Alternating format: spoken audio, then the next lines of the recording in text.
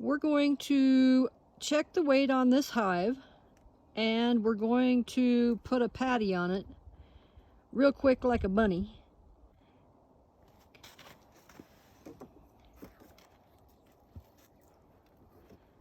So Scotty's just getting it so he can get his hands underneath it.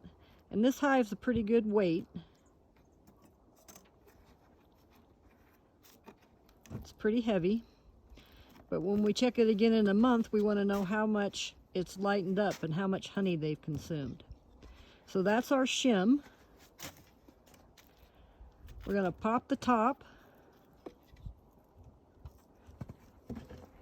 put the shim on, then go ahead and put the patty on top. These bees are not on top, which won't be the case in all the hives. Some hives the bees are already on top.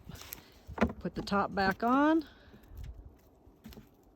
and there you have it. We'll go ahead and tape this shim. Since it wasn't put on earlier this fall, they haven't been able to propolize it. But that's how long it takes to check the weight on your hive and put a patty on. So we'll go ahead and tape the seams since they're not propolized, and it's as easy as that.